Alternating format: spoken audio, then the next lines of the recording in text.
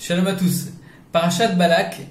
Balak qui bénit le peuple d'Israël en lui disant Ma tovu olecha Yaakov mishkonotecha Israël. Que sont belles tes tentes Yaakov et tes sanctuaires Israël. On sait que Yaakov fait référence au Ekev, au talon. Le talon qui exprime tout simplement la matérialité de ce monde, la partie la plus basse, la plus grossière de ce monde. Et donc de ce fait, une personne qui, au niveau de Yaakov, se doit d'aller travailler pour subvenir aux besoins de sa famille. Et donc bien sûr fait référence à une tente qui est une demeure provisoire. Pourquoi? Parce qu'il fixe un temps tout simplement d'études le matin et le soir, et donc c'est quelque chose de provisoire, c'est pas quelque chose de régulier. Alors que le niveau de Israël c'est l'anagramme de l'Irosh.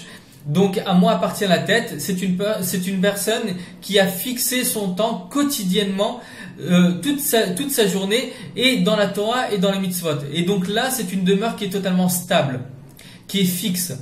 Et donc, peu importe en fait où on se situe actuellement, que ce soit au niveau de Yaakov ou au niveau de Israël, dans notre génération, on se doit d'être en totale abnégation avec notre génération. Qu'est-ce que ça veut dire? C'est que on doit faire tout ce qui nous incombe en fait pour apporter la délivrance. La délivrance, on sait que nous sommes la dernière génération de l'exil, la première génération de la galoute, et nous sommes la 7e génération, c'est-à-dire que toutes les 7e sont chéries. Et donc il nous incombe dans notre génération de faire tout ce qui est en notre pouvoir pour apporter la délivrance.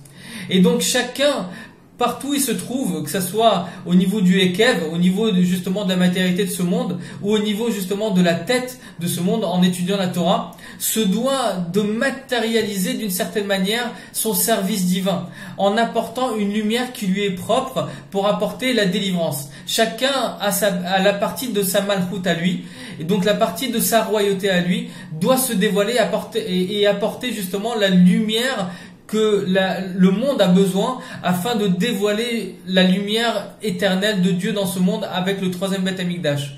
Et donc c'est une responsabilité de chacun d'entre nous afin de générer en nous cette motivation de dire comment je me lève le matin aujourd'hui pour apporter la Géoula, pour apporter la délivrance. Et à nous justement de nous motiver afin de savoir que ce que je peux faire pour Dieu. Et non plus pour nous, mais pour Dieu lui-même. On doit se soucier justement de Dieu et de ses besoins à lui.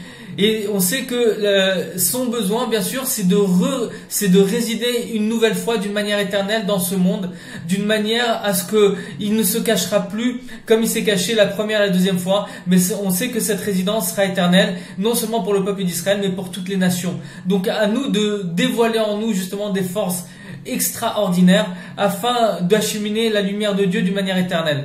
Alors Be'ezrat Hashem, qu'on soit au niveau de Yaakov ou au niveau d'Israël, peu importe où on se trouve, l'essentiel c'est de dévoiler l'essence même de notre âme afin de donner le meilleur pour Dieu.